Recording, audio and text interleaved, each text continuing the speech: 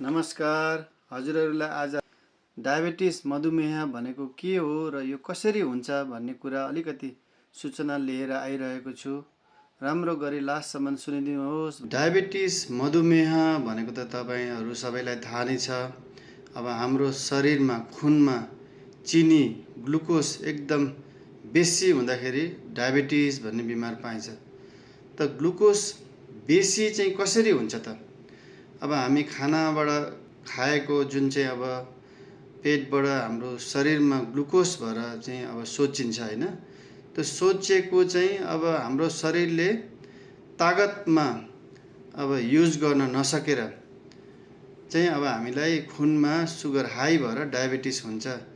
त तागतमा चाहिँ कसरी चाहिँ त्यो परिवर्तन गर्न सक्दैन त भन्दाखेरि अब इन्सुलिनको कमीले या इन्सुलिनले कामै नगरेर।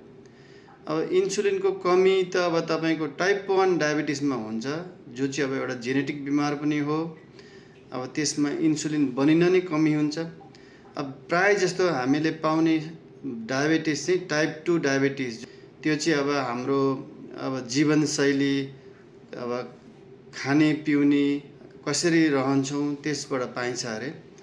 अब त्यसमा चाहिँ के हुन्छ भने इन्सुलिन त छ तर इन्सुलिनले कामै गर्दैन।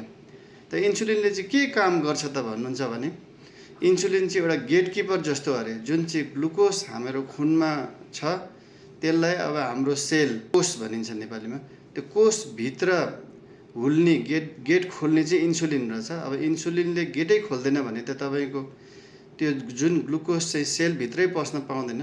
त त्यसलाई ऊर्जा अब एनर्जी कसरी बनाउने त?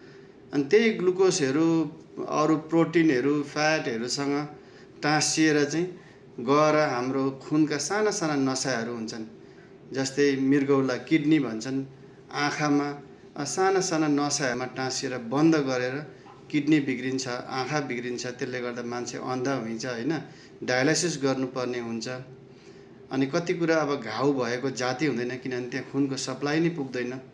त्यसले गर्दाखेरि हामीलाई साह्रै नै बेसी अब कम्प्लिकेसन डायबिटिसले गरेको चाहिँ त्यसले गर्दा हो हजुर। उदाहरणको लागि डायबिटिस मधुमेह भनेको चाहिँ एउटा समुद्रभित्र नौकामा तर्दै गरेको माझी केवट नाभिक तिर्खाए जस्तै हो रहेछ। किनकि आफ्नो शरीरमा चिनी ग्लुकोज खुनमा धेरै भए तापनि शरीर जहिले पनि भोकाइरहन्छ र तिर्खाइरहन्छ। धन्यवाद।